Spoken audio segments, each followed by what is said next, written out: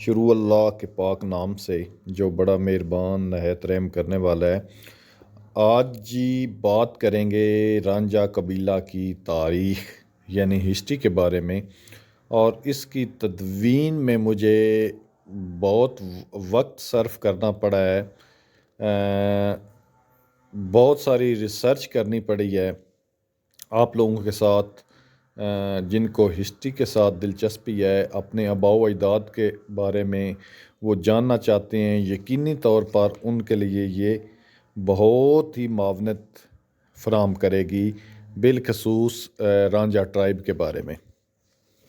قرآن کریم کی سورۃ الحجرات کی آیت نمبر 13 میں ارشاد ربانی ہے، اے لوگو، ہم نے تم کو ایک مرد اور ایک عورت سے پیدا کیا اور تمہاری قومیں اور قبیلے بنائے تاکہ ایک دوسرے کو پہچانو، اور خدا کے نزدیک تم میں زیادہ عزت والا وہ ہے جو زیادہ پرہیزگار ہے۔ بے شک خدا سب کچھ جاننے والا ہے اور سب سے خبردار ہے۔ اللہ تعالیٰ نے پہچان کے لیے انسانوں کو مختلف قبیلوں اور ذاتوں میں تقسیم کر دیا۔ آج دنیا میں لاتعداد قبائل موجود ہیں جو اپنے قبیلے، قوم، ذات، برادری پر فخر کرتے ہیں۔ ہر قبیلہ کے کچھ وصف ہوتے ہیں، اور اولاد کوشش کرتی ہے کہ وہ اپنے اسلاف کی خوبیوں اور رسم و رواجات کو نہ صرف برقرار رکھے بلکہ اس کو اگلی نسل میں تمام تر خوبیوں کے ساتھ منتقل بھی کرے۔ ملک پاکستان میں 20 سینکڑوں قبائل موجود ہیں۔ ان میں سے ایک بہت مشہور قبیلہ رانجھا قبیلہ بھی ہے، اور وہ اس وجہ سے مشہور ہیں کہ ہیر رانجھا کے مشہور پنجابی ہیرو دیدو رانجھا کا تعلق اس قبیلے سے تھا۔ رانجھا کہلانے والے اس لوگ ہیرو کا اصل نام دیدو رانجھا اس کے قبیلے کا نام تھا، یعنی نام اس کا کچھ بھی ہو سکتا ہے، دیدو ہو سکتا ہے، لیکن بیسیکلی وہ اپنے قبیلے ٹرائب کی وجہ سے جو ہے وہ مشہور تھا۔ رانجھے کون ہے اور کہاں سے آئے، اس سوال کا جواب اتنا آسان نہیں ہے۔ ان کے ماضی یا اوریجن کے متعلق کئی روایات اور افسانے موجود ہیں، اور حقیقت تک پہنچنے کے لیے بہت سے محقق اس بات کی تصدیق اور تحقیق میں لگے رہے، لیکن وہ کسی ایک حتمی نتیجے پر نہ پہنچ سکے۔ میرے دل میں اس کی مزید کھوج کی تشنگی عرصہ دراز سے موجود تھی، چونکہ میں تاریخ کا ایک طالب علم ہوں۔ تاریخ پڑھنے اور پڑھانے کے علاوہ اس پر تحقیق کرنا میرا شوق ہے۔ مزید یہ کہ اس قبیلے کا فرد ہونے کے ناطے رانجھا قبیلہ کی تاریخ کو کھوجنے اور سچ کی تلاش کی کوشش کرنا ایک ذمہ داری بھی ہے۔ موجودہ ذرائع سے استفادہ کے بعد جتنی بھی روایات ہیں وہ تمام تر اپنی کوشش اور اضافے کے ساتھ مختصراً لکھ دی ہیں تاکہ نئے ریسرچرز کے لیے آسانی ہو، یا وہ جو تاریخ جاننا چاہتے ہیں ان کو بغیر زیادہ کوشش کیے بہت کچھ جو ہے وہ اپنے قبیلے کے بارے میں جان سکیں۔ جب رانجھا قبیلے پر ریسرچ شروع کی تو سب سے پہلے میرے کانوں میں پروفیسر ڈاکٹر تنویر انجم صاحبہ کہ وہ الفاظ جو انہوں نے آج سے تقریباً 14 سال قبل قائد اعظم یونیورسٹی میں ہمیں تاریخ نویسی پڑھاتے ہوئے کہتے، انہوں نے کہا کہ وہ جہاں تاریخ پڑھنے کے دیگر بہت سے فوائد ہیں، وہاں ایک فائدہ یہ بھی ہے کہ ہم اپنے ماضی کے بارے میں جانتے ہیں۔ اس کے بعد انہوں نے ہم سے ہمارے خاندانوں کی تاریخ کے بارے میں سوال کیا، جس کا ہم میں سے کوئی بھی تسلی بخش جواب نہ دے سکا۔ پھر انہوں نے ہمیں تحکمانہ لہجے میں حکم دیا کہ آپ سب اپنے خاندان کی تاریخ پڑھیں اور اپنے آباء و اجداد کے بارے میں جانیں۔ طلبہ میں سے ایک نے سوال کیا کہ میڈم اگر پہلے جامع تاریخ نہ لکھی گئی ہو تو میڈم پھر کیا کریں؟ تو میڈم نے کہا کہ پھر یہ آپ کا فرض ہے، آپ اس کام کا آغاز کریں اور اس ادھورے کام کو مکمل کرنے کی کوشش کریں۔ جواب میں ہم نے اثبات میں سر لا دیا۔ اس وعدے کی پاسداری کرتے ہوئے اس پر کچھ عرصہ تحقیق کی اور جو کچھ سامنے آیا وہ قائرین کی گوش گزار کر رہا ہوں۔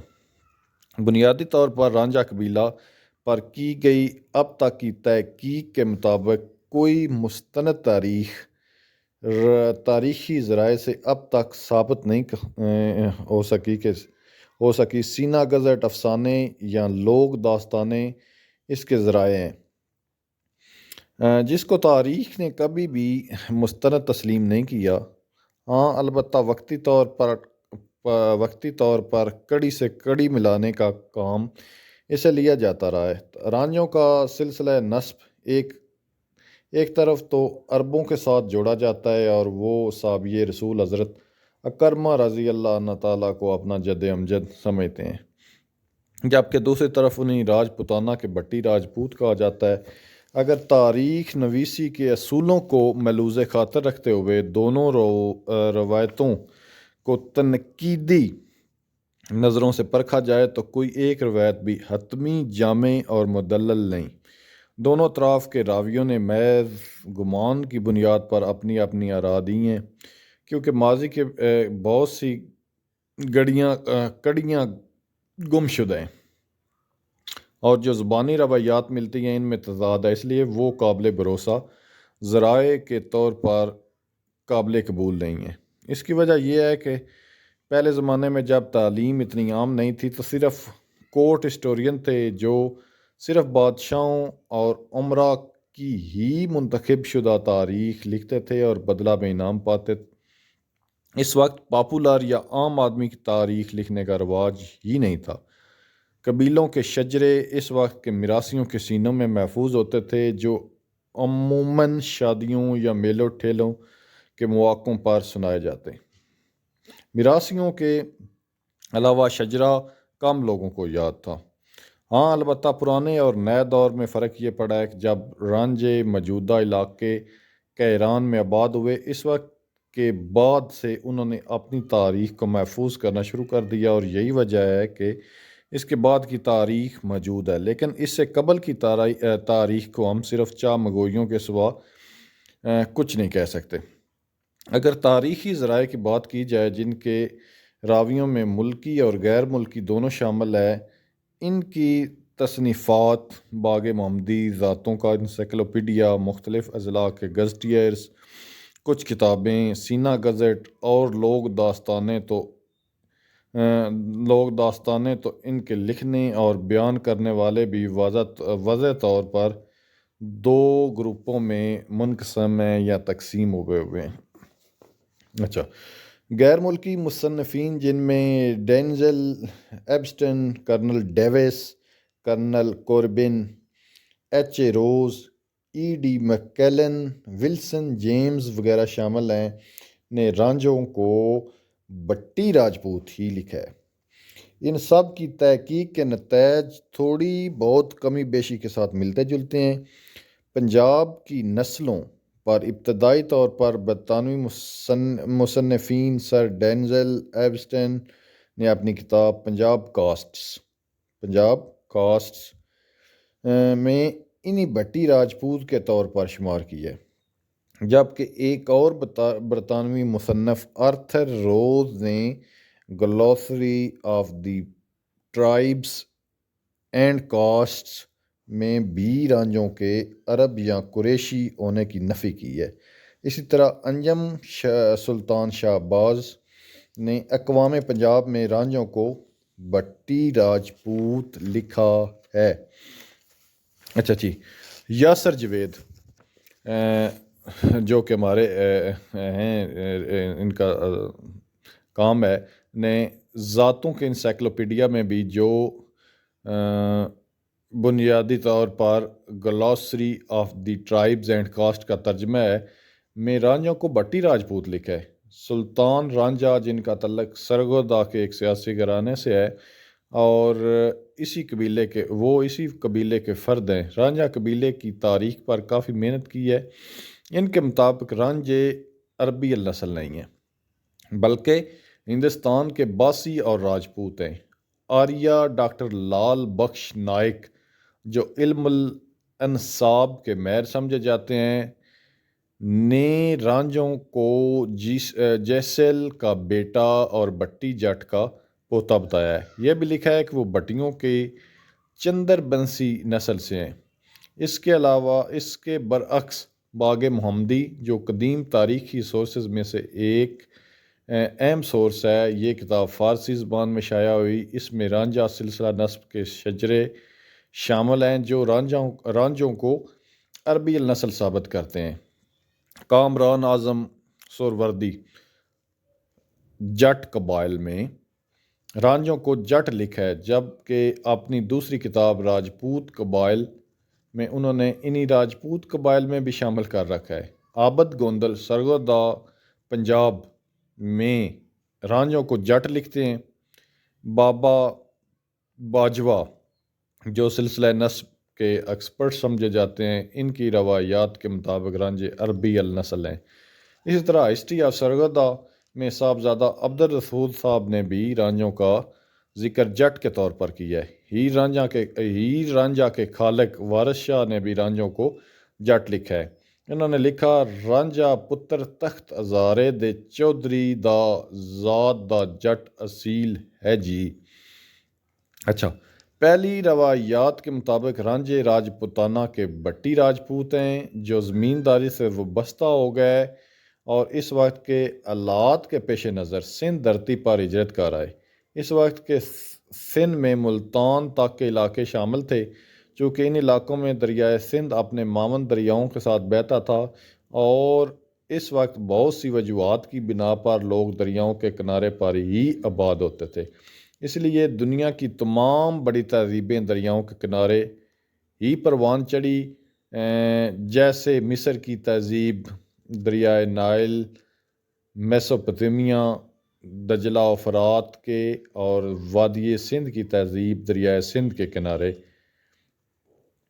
اچھا، زمینداری کے لیے پانی چونکہ خون کی سی حیثیت رکھتا ہے، اس لیے یہ لوگ پہل دریائے سندھ کے زیریں علاقوں کی طرح ہجرت کر کے آئے اور وقت کے ساتھ ساتھ دریائے سندھ کے بلائی علاقوں کی طرف ہجرت کرتے آئے اور آخر میں موجودہ علاقے میں مستقل سکونت اختیار کر لی۔ موجودہ سرگودا، منڈی بہاولدین، گجرات، یہ علاقے ہیں جی۔ مختلف روایات کے مطابق ان کے جاٹ کہلانے کی دو بڑی وجوہات بیان کی جاتی ہیں کہ جاٹ، یہ کویسچن عموماً ہوتا ہے کہ یہ جاٹ کیسے ہیں، تو ایک یہ کہ ان کا پیشہ ذمہ داری تھا، زمینداری، اور یہ سمجھا جاتا تھا کہ جاٹ ہی صرف زمینداری کرتے ہیں، جس کی وجہ سے یہ جاٹ کہلانے لگے۔ پنجاب کے اندر دیگر جاٹ گوتیں زمینداری سے ہی وابستہ تھی، اس لیے مسلسل جاٹ پکارے جانے کی وجہ سے یہ جاٹ یا جٹ کہلانے لگے۔ تاریخی طور پر ایسی کئی مثالیں موجود ہیں، جیسے سرگودا میں کچھ رانا راجپوت کے بجائے جاٹ ہیں، کچھ رانے راجپوت کے بجائے جاٹ ہیں۔ تاریخ ایسے واقعات کو جھٹلاتی نہیں ہے۔ دوسری اہم وجہ جو جٹ یا جاٹ کہلانے کی بیان کی جاتی ہے وہ یہ ہے کہ دیگر جاٹ گوتوں میں مسلسل شادیاں کرنے کی وجہ سے انہیں بھی جاٹ سمجھا اور کہا جانے لگا، جیسے وارث شاہ پنجاب کے شیکسپیئر نے ایک کافی میں کہا، رانجھا رانجھا کر دی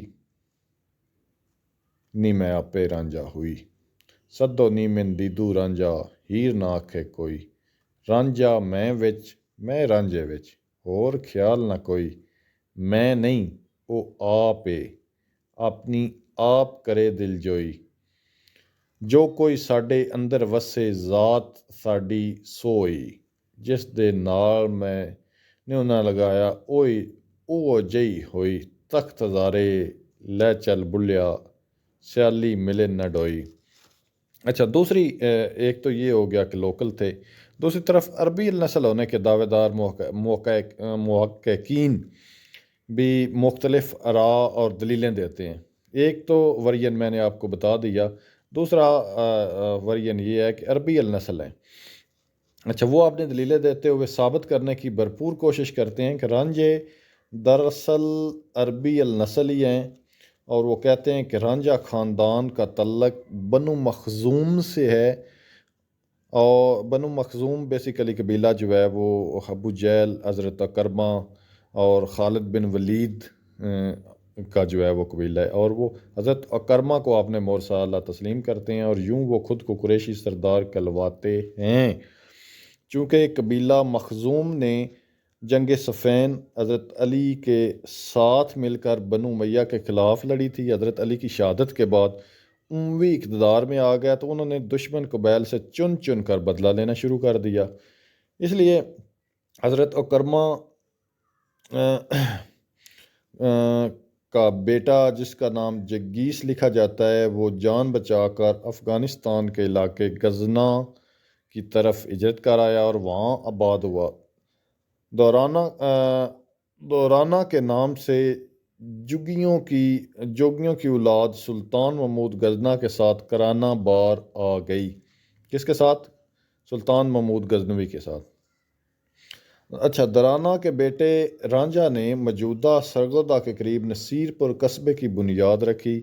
رانجھا کے 3 بیٹے کھم، چوہا اور جول تھے۔ انہوں نے بار کو، یہ جو موجودہ بار ہے گوندل بار، انہوں نے بار کو آپس میں تقسیم کر لیا۔ گوندلوں کے بارے میں بھی کہا جاتا ہے کہ وہ 100 سال بعد اس علاقے میں آئے۔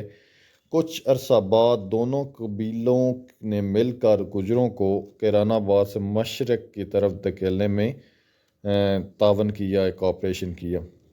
20ویں صدی کے اوائل سے رانجھوں کے عرب قریشی تعلق کی روایات مضبوط تر ہوتی گئی، یعنی جو وقت گزرتا گیا یہ روایت جو ہے مضبوط ہوتی گئی، چونکہ وہ خود بھی اپنے مذہبی میلان کی وجہ سے یہی چاہتے تھے کہ ان کا تعلق عربوں کے ساتھ ہی وابستہ ہو، لہٰذا رانجھا لکھنے والوں نے سلطان محمد کا حوالہ دینا شروع کیا، جس کے بارے میں کہا جاتا تھا کہ وہ محمد بن قاسم کی فوج میں ایک کمانڈر تھا اور سندھ فتح کرنے میں شامل تھا۔ جب محمد بن قاسم کو خلیفہ سلمان بن عبد الملک نے واپس دمشق بلایا، یہ بنو امیہ کے دور کی بات ہے، سلطان محمد سندھ میں ہی رہے، مقامی قبیلہ سے شادی کی۔ خلیفہ ولید بن عبد الملک کی وفات 715 عیسوی کے بعد ان کے بھائی سلمان بن عبد الملک تخت نشین ہوئے تو انہوں نے تمام اسلامی مہمات واپس بلا لیں، بالکل، جن میں موسیٰ بن نصیر کو افریقہ سے، طارق بن زیاد کو اندلس سے، ترکستان سے قتیبہ بن مسلم اور فاتح سندھ محمد بن قاسم کو بھی دمشق طلب کر لیا گیا، لیکن قاسم کے کئی ساتھی جرنیلوں نے سندھ میں شادیاں کر لی اور یہی قیام پذیر ہو گئے۔ یہاں سے سلطان محمد کی نسل چلی جو ہندوستان میں رہائش پذیر رہی۔ یہ بھی کہا جاتا ہے کہ حضرت اکرمہ کے بیٹے کا نام منیف تھا، ان کے بیٹے جد کے بیٹے زادم اور زادم کے سلطان محمد یا سلطان ساندہ کا نام سلطان ساندہ ہے، جو ہندوستان میں ہندوستان کے اندر رانجھوں کا مورث اعلیٰ لکھا جاتا ہے۔ سلطان محمد کی نسل سے ایک شخص رانجھا نام کے ہوئے اور انہی کے نام پر رانجھا قبیلہ کا نام پکارا جاتا ہے۔ اچھا، تو ویڈیو ہماری لمبی ہوتی جاتی ہے، اس کو کنکلوڈ کرنے کی کوشش کرتے ہیں۔ اچھا، ہندوستان کے اندر یہاں رانجھوں کے ہندوستان کی آمد کے بارے میں تضاد پایا جاتا ہے۔ بعض لوگوں کے مطابق ان کے قبیلے کے جد امجد سندھ میں محمد بن قاسم کے ہمراہ 8ویں صدی کے آغاز میں آئے۔ یہ وہ وقت تھا جب ولید بن عبد الملک خلیفہ تھے اور حجاج بن یوسف مشرقی صوبہ جات کے گورنر تھے، یعنی عراق اور اسے آن ورلڈ مشرق کی طرف جتنے جو ہے وہ عراق، ایران اور مشرقی علاقہ جات۔ مسلمانوں کی فتوحات کی دوسری لہر چل رہی تھی۔ اس سے قبل پہلی لہر حضرت عمر فاروق کے دور میں چلی، لیکن کچھ دوسرے محققین کے مطابق رانجھے سلطان محمود غزنوی کے ساتھ افغانستان کی طرف سے 11ویں صدی کے اوائل میں ہندوستان میں داخل ہوئے اور موجودہ اضلاع سرگودا منڈی بالدین کی باؤنڈری پر آباد ہوئے۔ یہاں سے ان کی نسل قرب و جوار میں پھیلی، اس لیے وہ انہی اضلاع میں بڑی تعداد میں پائے جاتے ہیں۔ منڈی بالدین میں رانجھوں کا پہلا گاؤں دور رانجھا سے شروع ہو کر ضلع سرگودا میں بیک رانجھا تک رانجھوں کے گاؤں پھیلے ہوئے ہیں۔ اچھا، ابو رافع کے بیٹے تھے اور ابو رافع حضرت اکرمہ کے بیٹے تھے، اس لیے ابو ذر رانجھوں کے ہندوستان میں مورث اعلیٰ تھے۔ ابو ذر کی نسل سے ایک شخص رانجھو خان ہوئے جن کے نام پر رانجھا قبیلہ سے وہاں رانجھو یا رونجے خان کا بیٹا حضرو خان مشہور ہوا۔ یہ بات ہو رہی ہے بلوچستان والی سائڈ سے، جب کہا جاتا ہے کہ یہ آئے محمد بن قاسم کے ساتھ، اور اس کی شہرت اور مقبولیت وہاں کے پرانے اور بڑے گونگا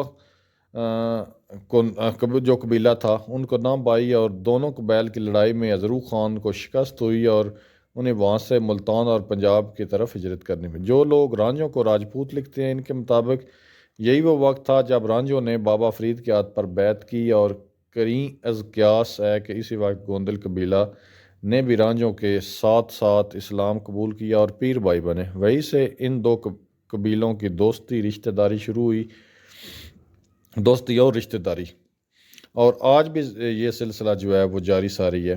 آہستہ آہستہ یہ قبیلہ وہاں سے ہجرت کر کے انہوں نے چناب کے پربت کنارے شاہ پور اور گجرات کی سرحد پر راجے کی آلی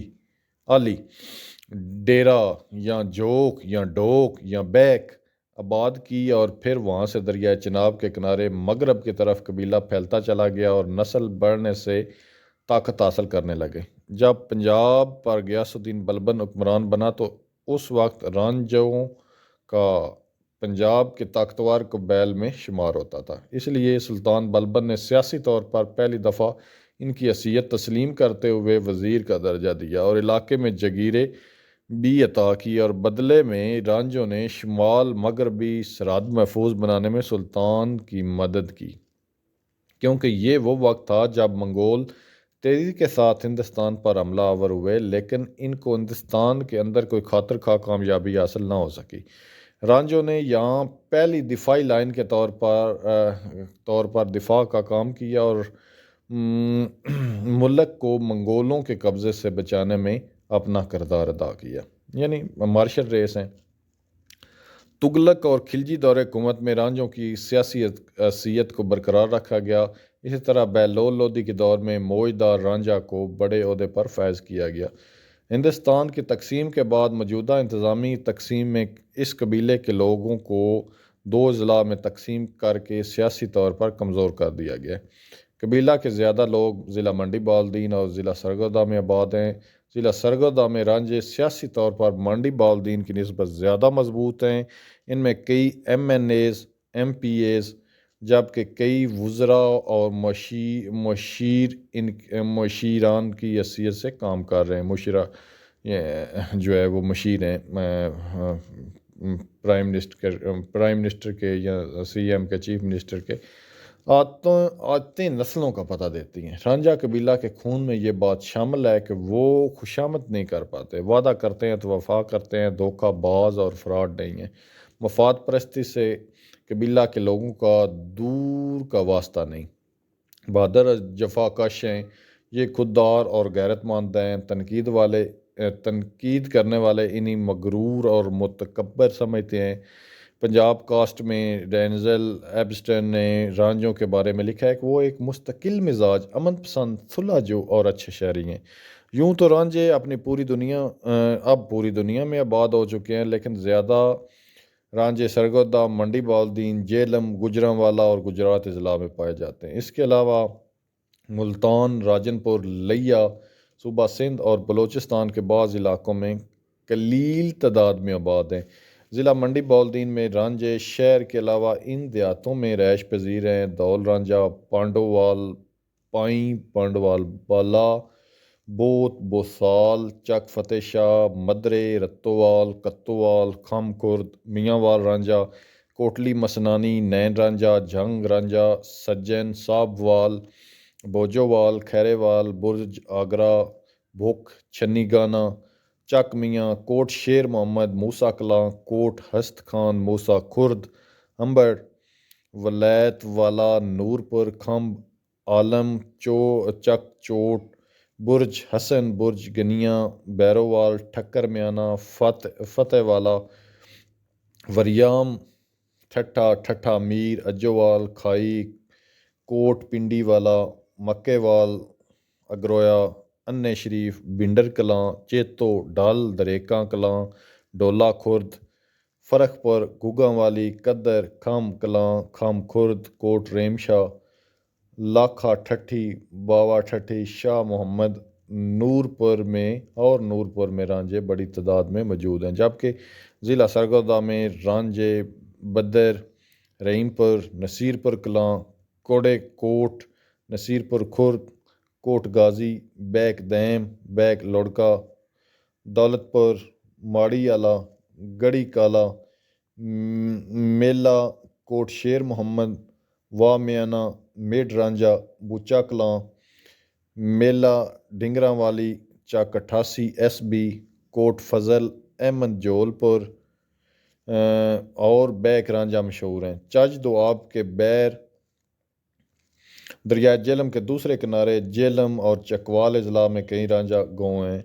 ضلع جہلم کے تقریباً تمام دیہات تحصیل پنڈ دادن خان میں پائے جاتے ہیں، یعنی رانجے جو ہے وہ پنڈ دادن خان جو تحصیل ہے ضلع جہلم کی اس میں پائے جاتے ہیں۔ یہاں کے اہم دیہات باغاں والا، یہاں آپ کو پتہ ہے کہ تاریخی نندنا قلعہ جہاں پہ جو ہے وہ البرونی بیٹھا تھا، وہ مشہور قلعہ وہ باغاں والا میں ہے، یہاں میں رانجے ہیں۔ دولت پور چک مجید شمالی ڈوڈی تھل گوڑا رانجا میرا پنن وال سیال سمن وال گریب وال اور تھل ضلع جہلم میں یہ علاقے ہیں جن میں رانجے پائے جاتے ہیں۔ رانجا ضلع چکوال میں رانجا منڈے رانجا اور ستوال کے گاؤں میں پائے جاتے ہیں۔ رانجا کا مطلب روح راضی کرنے والا اور عاشق ہیں، اور یہ فارسی ماخذ ہے، تو یہ ان کی جو ہے وہ ایک کوشش کی ہے کافی حد تک مختصر کرنے کی، لیکن پھر بھی یہ کافی ہوگی سننے والوں کے لیے۔ تو حقیقت کا علم تو اللہ تعالیٰ ہی جانتا ہے۔ تو پروفیسر ظفر اقبال رانجا کو جو ہے وہ اجازت دیں، دعاؤں میں یاد رکھیں، اور یہ فی الحال جو ہے وہ اتنا ہی، اس پر مزید جو ہے وہ کوشش جاری رکھیں گے انشاءاللہ تعالیٰ۔ جو چیزیں اس کو ملتی ہیں تو اس کو تھوڑا ریفائن کر کے جو ہے وہ مزید بہتر طریقے سے جو ہے وہ لکھا اور شیئر کیا جائے گا انشاءاللہ تعالیٰ۔ Thank you very much.